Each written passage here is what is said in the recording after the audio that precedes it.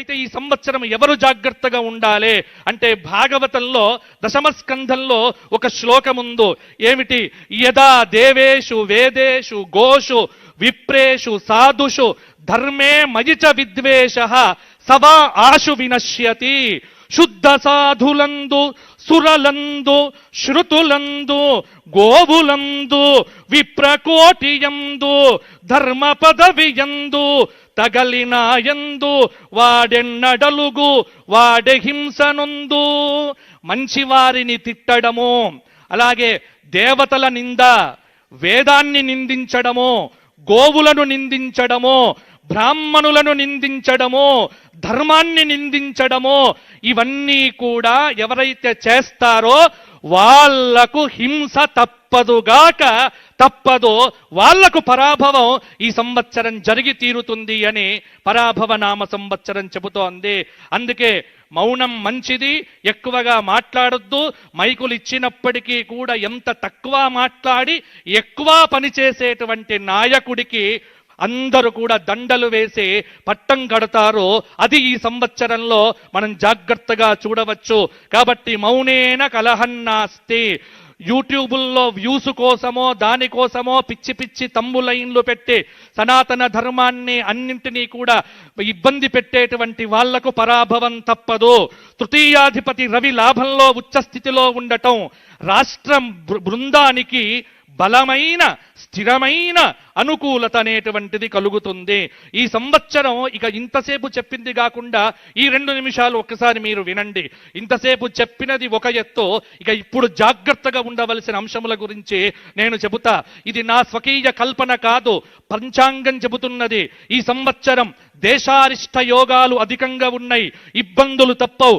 April 10 నుండి July 4 వరకు కాలసర్ప యోగం, ప్రశాంతత తక్కువ.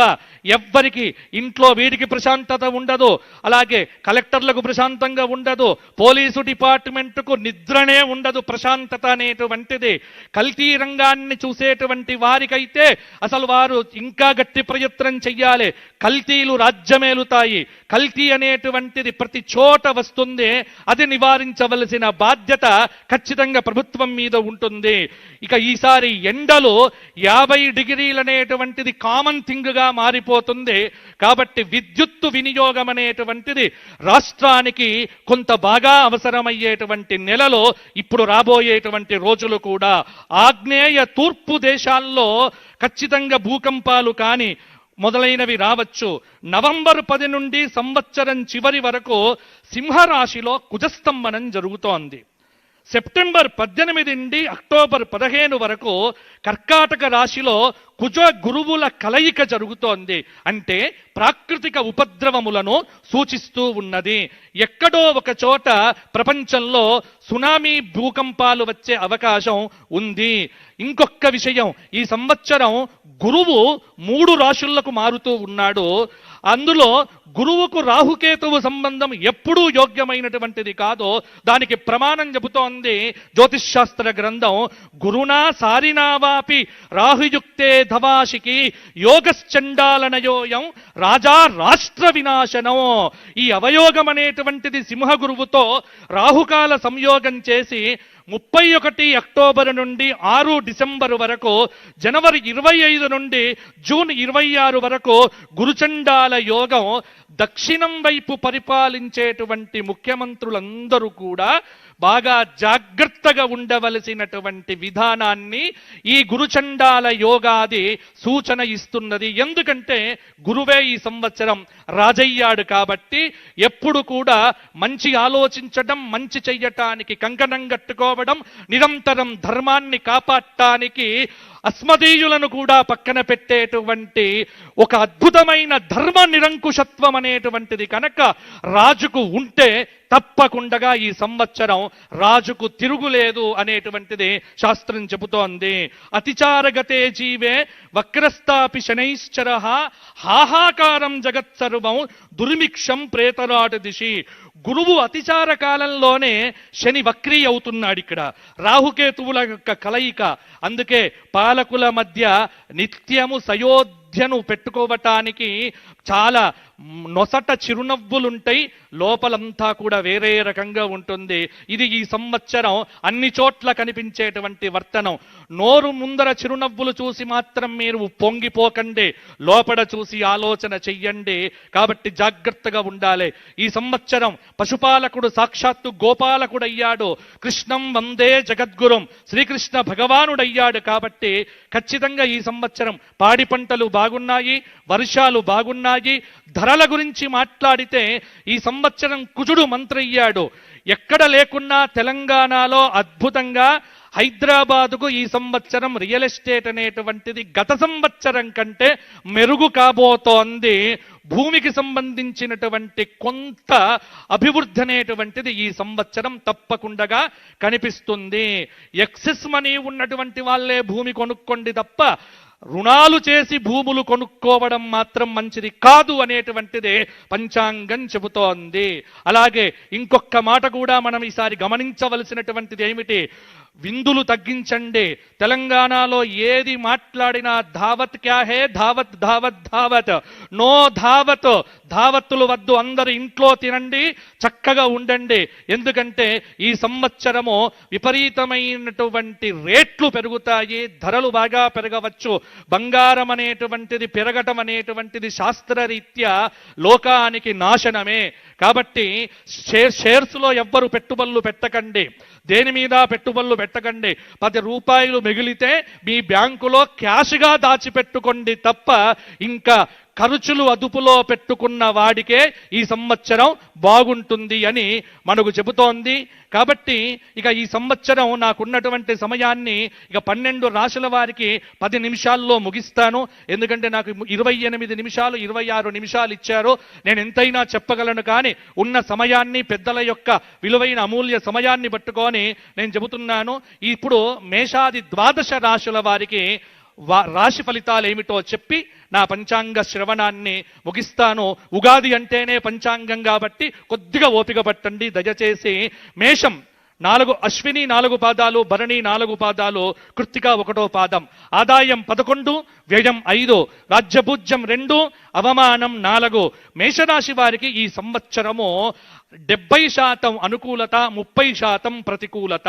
కాబట్టి డబ్బులు పొదుపుగా వాడుకోవడం మంచిది. మేషరాశి వారికి చెప్పాల్సిన మెయిన్ విషయం ఏంటంటే ఖచ్చితంగా ఎవ్వరి దగ్గర కూడా మధ్యవర్తిత్వ సంతకాలు పెడితే మాత్రం మీరు పోయినట్టే లెక్క. కాబట్టి మధ్యవర్తిత్వాలు చెయ్యకండి, కాపాడుకునే ప్రయత్నం చెయ్యండి. రైతులకు ఈసారి బ్రహ్మాండంగా ఉంటుంది మేషరాశి వారికి. ఎందుకంటే వీరు గురుకు శనికి శాంతి చేయిస్తే మేషరాశి వారికి ఆదాయం 11, వ్యయం 5గా, రాజ్యపూజ్యం 2గా చక్కగా వీరికి ఈ సంవత్సరం ఉంటుంది. కానీ డ్రైవింగ్ చేసేటువంటి వారు జాగ్రత్తగా ఉండండి, ఎందుకంటే ఏలినాటి శని చక్కగా పీడిస్తూ ఉన్నది. ఇక వృషభ రాశి కృత్తిక 2, 3, 4 పాదాలు, రోహిణి 4 పాదాలు, మృగశిర 1, 2 పాదములు. వృషభ రాశి వారికి ఆదాయం 5, వ్యయం 14, రాజ్యపూజ్యం 5, అవమానం 4. వృషభ రాశి వారికి ఈ సంవత్సరం పట్టిందల్లా బంగారమే, అద్భుతంగా ఉండబోతోంది. గత సంవత్సరం కంటే ఈ సంవత్సరం మేలు జరగబోతోంది. పెళ్లిళ్ళు కాని వారికి పెళ్లిళ్ళు కాబోతున్నాయి. జేపు నిండుగా డబ్బులు కూడా ఉంటాయి. విద్యార్థులకు ర్యాంకులు కూడా వస్తాయి. అన్ని చోట్ల ర్యాంకులు వచ్చేటువంటి వాళ్ళు వృషభ రాశి వారు కూడా అయ్యే అవకాశం ఎక్కువగా ఉంది. వృషభ రాశి వారికి ఈ సంవత్సరం గ్రహబలం గోచారం బాగుంది. దక్షిణామూర్తి స్తోత్ర పారాయణము, లక్ష్మీ నరసింహ స్తోత్ర పారాయణం, కాలభైరవాష్టకం చదవటం మంచిది. మిథున రాశి మృగశిర 3, 4 పాదాలు, ఆర్ద్ర 4 పాదాలు, పునర్వసు 3 పాదాలు. ఆదాయం 8, వ్యయం 11, రాజ్యపూజ్యం 1, అవమానం 7. మిథున రాశి వారికి ఈ సంవత్సరము మిశ్రమంగా ఉండబోతోంది. జూన్ తరువాత పట్టిందల్లా బంగారమే. గురుబలంతో ఈ సంవత్సరం వీరికి బాగుంటుంది. ప్రతిదానికి శ్రమపడాలి, ఆరోగ్యం కాపాడుకోవాలి, కానీ ఫలితాలు మాత్రం బాగుంటాయి. మిథున రాశి వారు శ్రమయేవ జయతే అన్న సూత్రముతో ఈ సంవత్సరం బాగుంటారు. రైతులకు బాగా అనుకూలించే సంవత్సరం ఈ సంవత్సరం అని కూడా చెప్పవచ్చు. ఈ మిథున రాశి వారు నవగ్రహ స్తోత్రపారాయణం చేయటమో లక్ష్మీ నరసింహ ప్రార్థన చేయటమో చాలా వరకు అవసరము. కర్కాటక రాశి పునర్వసు 4వ పాదం, పుష్యమి 4 పాదాలు, ఆశ్లేష 4 పాదాలు, ఆదాయం 2, వ్యయం 11, రాజ్యభుజ్యం 4, అవమానం 7.